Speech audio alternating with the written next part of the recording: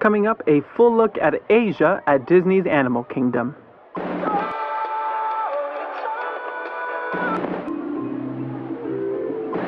Disney presents Beyond the Kingdoms.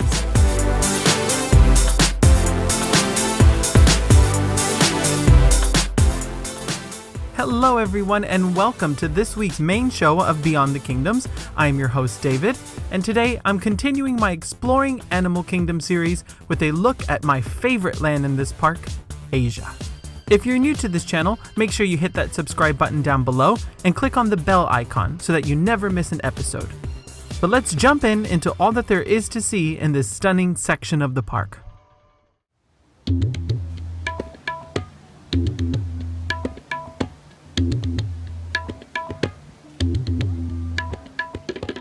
With the exception of Pandora, I think that Asia is the most beautiful section of Disney's Animal Kingdom. The Disney details are everywhere, and you get to see traditional Imagineering at its best, because everything has a story. Asia is located on the north side of the big lagoon next to the Tree of Life. This land is host to the park's newest nighttime spectacular, Rivers of Light. Asia also features some of the best food in the park. You've got a great table service restaurant and some of the best snack carts serving up delicious food. But of course, the big draw to this corner of the park is the attractions. Unlike other sections of the park, Asia offers not one, but two great attractions, one of them being Expedition Everest, and an animal trail on top of that.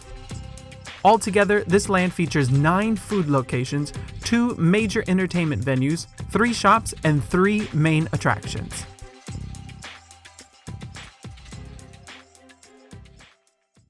Now, unlike Harambe in Africa, Asia is a sprawling land with 2 distinctly different sections to it. The main area of this land is where the town of Anandapur is located. And the word Anandapur means place of delight in Sanskrit. This town doesn't have a direct main street down the middle like Harambe does, but instead there is an abandoned temple right smack in the middle of town run by a wonderful family of gibbons. Now, according to Disney, the town was founded in 1544 and was originally a hunting ground for the Maharajah. And this can mainly be seen on the animal trail. The population eventually grew around this hunting ground and became a thriving town. And once the Maharajah fell, the hunting ground was converted into an animal reserve for research and conservation purposes. Now, Anandapur here at Animal Kingdom is a fictional town, and it's not to be confused with the real town of the same name that is located on the eastern shore of India. Disney's version of Anandapur is actually a fusion of different places throughout Southeast Asia. Imagineers visited places like Indonesia, Cambodia, and Thailand for their research. But the 2 main countries that influence this land's architecture are India and Nepal. The central town is where we get more of the Indian influence, and the area surrounding Expedition Everest is much more inspired by Nepal. Now, adjacent to the gibbon exhibit, you can't miss the beautiful tiger temple in the distance. That serves as a standby queue for Kali River Rapids. Imagineers traveled up and down the Ganges River, which runs for over 1,600 miles between India and Bangladesh. But it was the city of VARANASI that clearly influenced the structures in this land. The city is considered one of the holiest places in all of India. Not only is it a major holy city to Hindus, but it's also believed that this is where the birthplace of Buddhism took place in the year 528. So it's no wonder, with all this ancient history, why Disney Imagineers were drawn to this city.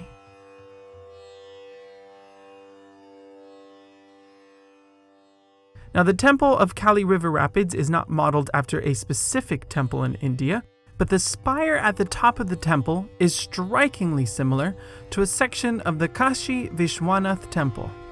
This is how the temple looks today, but it has been destroyed and rebuilt dozens of times over many centuries. I also can't help but feel that an older version of the temple, as seen in this picture circa 1915, also inspired the Yeti shrine that is on the path between the 2 sections of Asia. But a much more well-known place did inspire the design details of Expedition Everest. As you can see in this concept painting for the attraction, Imagineers were very much inspired by the POTALA Palace in Tibet, specifically for the lift hill section of the coaster. Now, the real palace is famous for once being the home of the Dalai Lama, who fled into India in 1959 when the Chinese took over the area. Construction of the real palace began in 1645 on the side of Marpo, also known as Red Mountain, and its distinct sloped walls run up 13 stories high. And it was a very clever inspiration for Imagineers in that those steep walls fit extremely well into the coaster's lift hill to accentuate the attraction's height. Obviously, Disney did not set out to replicate this exact palace, but its historical significance in this region of Asia and its unique design certainly helped this area of the park have a much more real-world vibe to it. Asia is my favorite stop in Animal Kingdom when it comes to food, and that is mainly because I am a big fan of Asian cuisine. The quality here is great and the range is pretty good.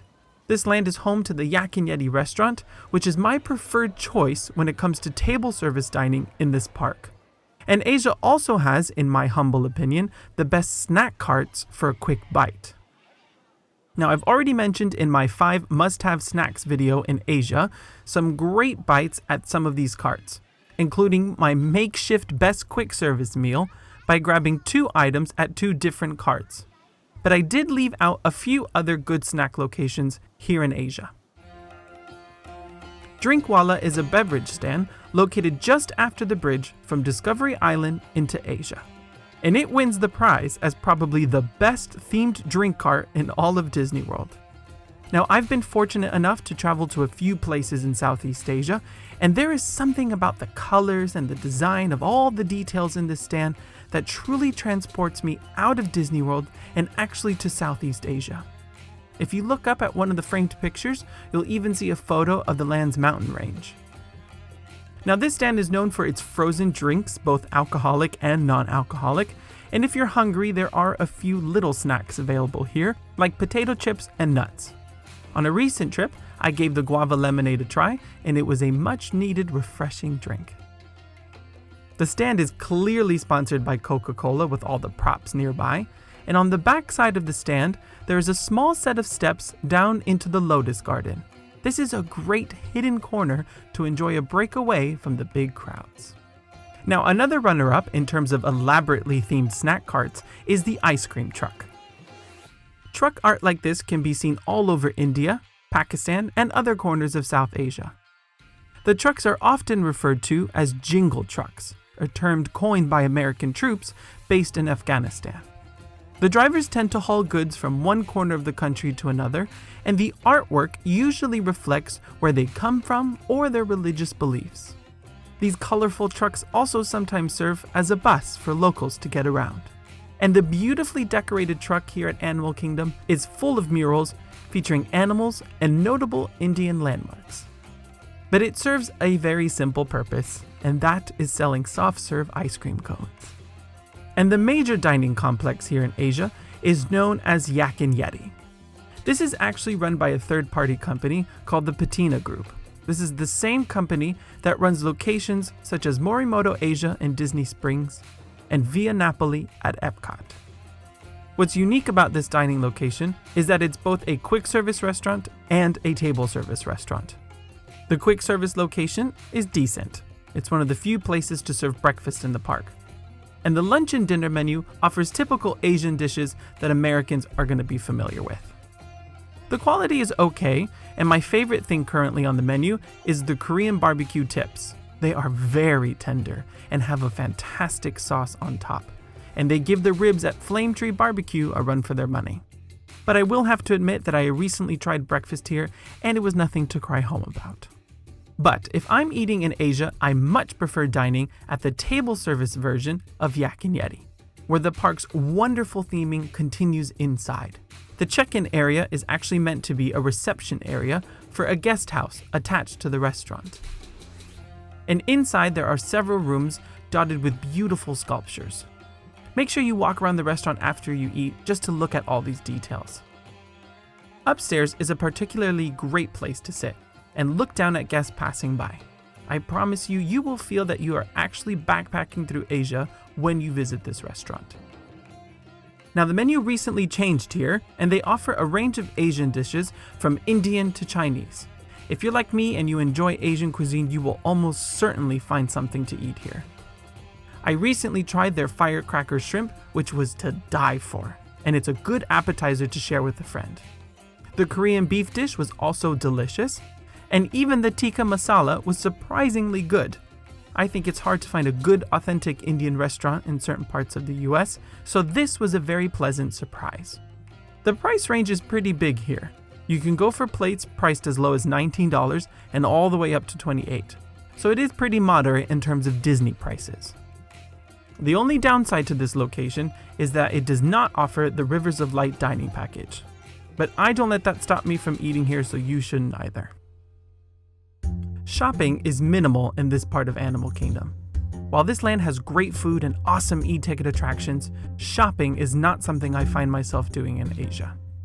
There is a small row of stalls adjacent to the Yak and Yeti quick service location, selling a variety of Asian products. There are a few figurines like these dragon ones, and I've noticed that there are some really pretty tea sets here, very similar to the ones found in China and Japan over at Epcot. And for my foodies who like to cook, there are a few ingredients featured at the main restaurant for sale here. The one major store in this land is the bazaar located at the exit of Expedition Everest. You will first be greeted by a large Yeti statue. And dotted around the store are several Everest-inspired products. For example, I think these backpacks for kids is really cute. And I guess this is an abominable snowman. But the one really cool item for sale here is the Everest ornament. These are actually sold by an artist who has turned trashed oxygen tanks that are actually found on the side of the real Mount Everest and has repurposed them as bells.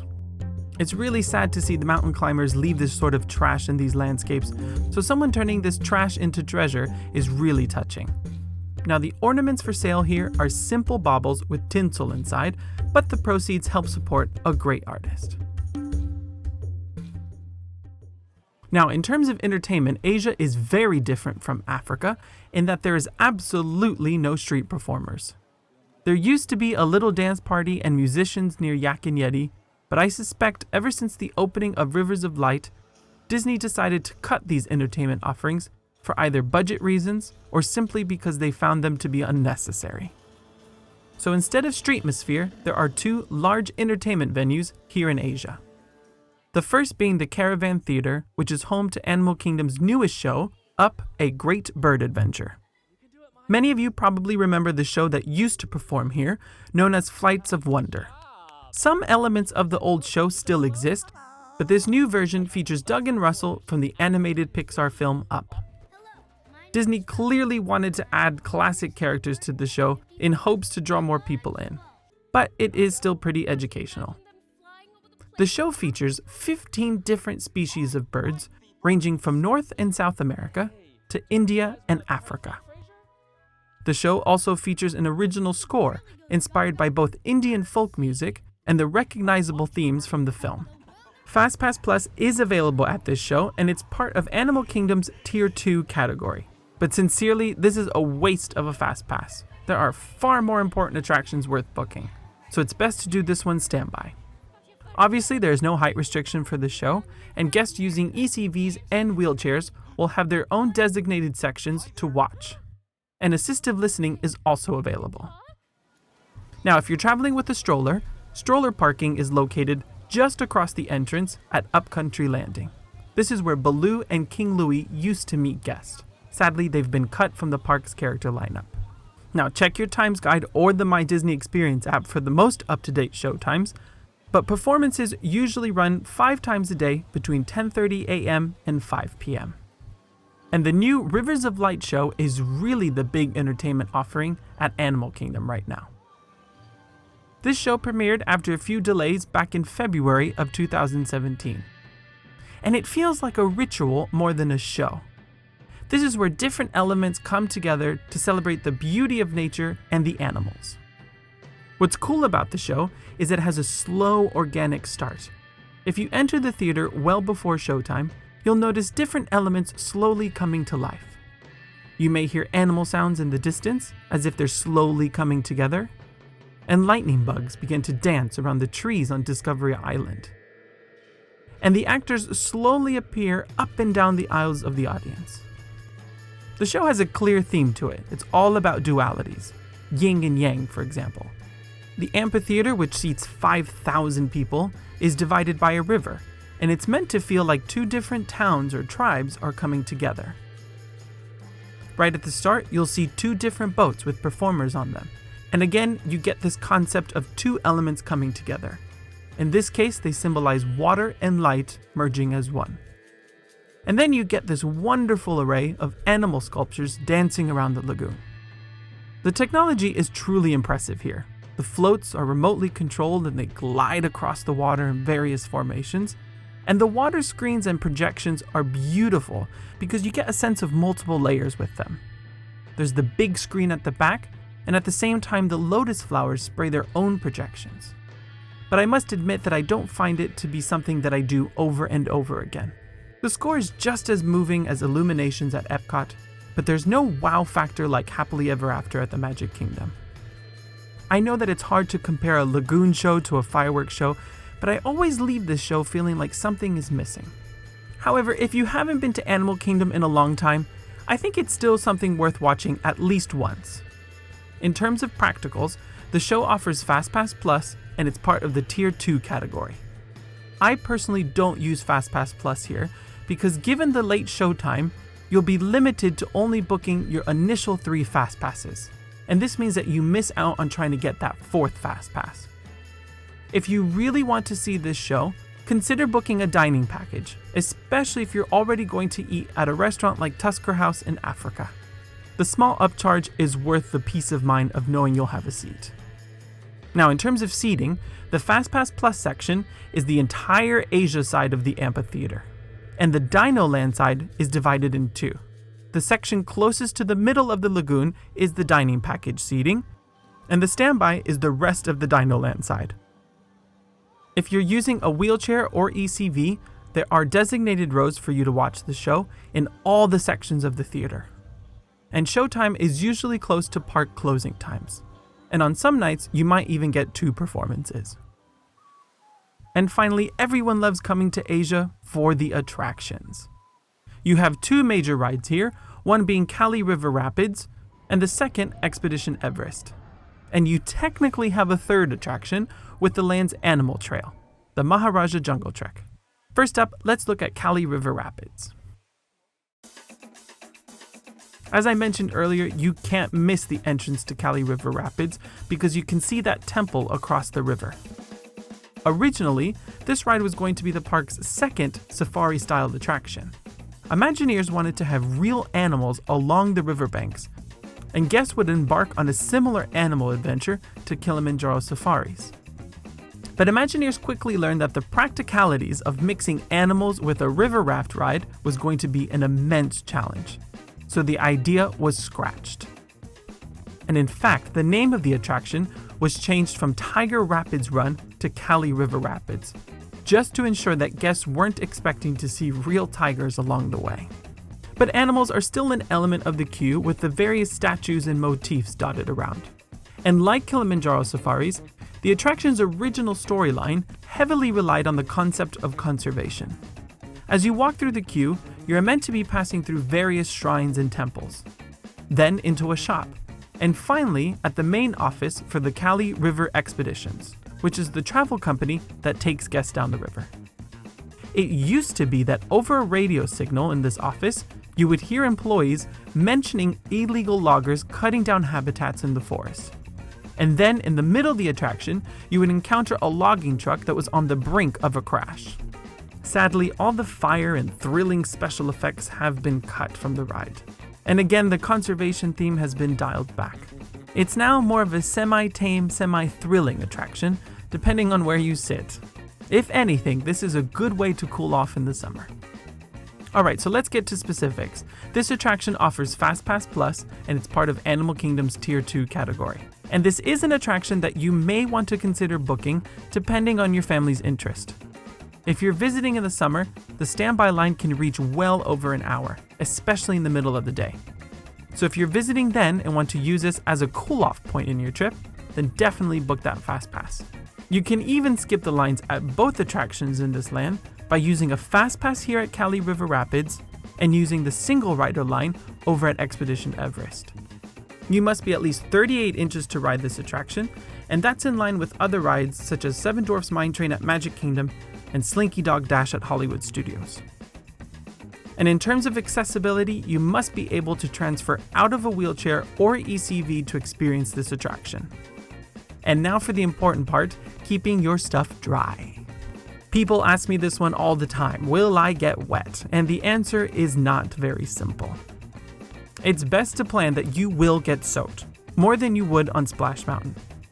But whether or not that really happens depends on where you sit and where the raft decides to go, specifically on the ride's main drop. I do think that previously you were able to store small belongings in a container in the middle of the raft, but that is no longer true. You have to store all of your belongings in one of the lockers located across the street.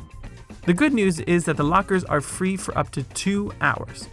The lockers are about 12 inches by 10 by 17 inches deep, and it will fit a large single backpack and a few other loose items. You can get a larger locker for an additional charge, and they will fit 2 backpacks. But remember that every member in your group can get their own locker. And even if I'm not riding Kali, I sometimes use these lockers to store my cameras while riding Everest. And stroller parking is located just behind the lockers and near the Maharajah Jungle Trek. Which leads me to my next attraction here in Asia, which is the Land's Animal Trail. Now this park technically has 3 trails. One in Africa, one in Discovery Island, and the third here in Asia. And this one is my absolute favorite. One reason for this is because the theming and the story of the town is very clear here. The temple ruins in the middle of the trail is part of the original hunting lodge that I mentioned. But since the conservationists have taken over, the land is now used as an animal reserve. And this trail features a lot of exotic creatures. You've got the Komodo dragons, the Malayan flying fox or a fruit bat, and finally a family of Sumatran tigers. This is the highlight, and a great opportunity to see these tigers up close. If you want to know more about this trail, you can watch my fully guided tour of the Maharajah Jungle Trek. I'll leave a link in the description below and at the icon at the top right hand corner of the screen. And finally, we are at the premier attraction here in Asia, Expedition Everest. For those of you who like your rides with a classic Disney storyline, this one is for you. The ride's backstory doesn't start at the ride or even at the entrance of the queue. It starts all the way back at the Yeti Shrine. This is that part where Asia transitions from the town of Anandapur to Serka Zong. Next time you visit, take a moment and look at the details of this shrine.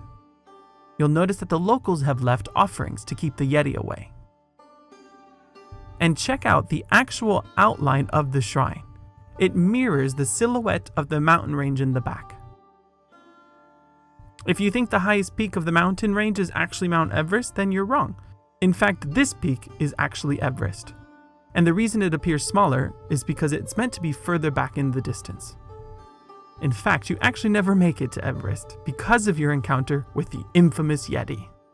Now, as you walk further into town, you'll notice the construction of the Yeti Hotel, which is said to be open next season. And just next door is one of my favorite sections, Gupta's Gear. This is a shop selling mountain climbing gear.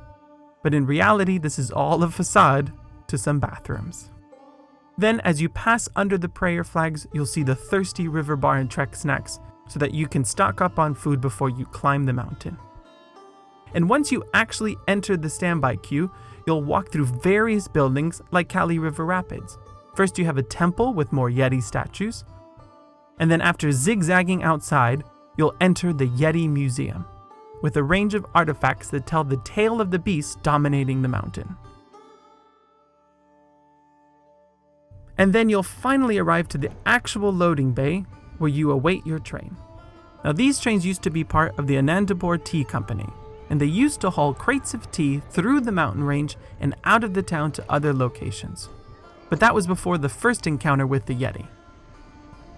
After that initial Yeti attack, the train line was abandoned and locals put up warning signs everywhere. But then a tourism company decided to reopen the railways and take guests up the mountain, and that's where your journey begins. This is a really thrilling coaster even though it has no inversions in it. I used to think that Rock and Roller Coaster was Disney's most intense coaster, but I think this one may take the prize. It's mainly because of that section where you're traveling backwards and you spiral in the dark down the mountain. I always find myself getting too dizzy on this. But after that, it gets more bearable. Now sadly for the ride's finale, the Yeti does not function like it originally did, but rumor has it that Imagineers are hoping to fix it soon. And if they do, believe me, this is a great ending to a great coaster. In terms of the practical stuff, this attraction does offer FastPass Plus, and it's part of Animal Kingdom's Tier 2 category. If Kali River Rapids is an attraction you're going to skip, then I would definitely book a FastPass for this, and also ride it one more time through the single rider line. You must be at least 44 inches tall to ride this attraction, and that's in line with Avatar Flight of Passage and Space Mountain at Magic Kingdom. And for those of you using an ECV or a wheelchair, you must be able to transfer out of those vehicles before you get in line. So there you have it, friends, my full tour exploring Asia at Disney's Animal Kingdom. If you missed last week's episode on Africa, go check it out now. And next Sunday, I'll continue this series with a look at Dinoland USA. But before then, I will be traveling back to Toy Story Land and give you guys a full review of Woody's Lunchbox. So stay tuned, and until then, remember, if you can dream it, you can do it.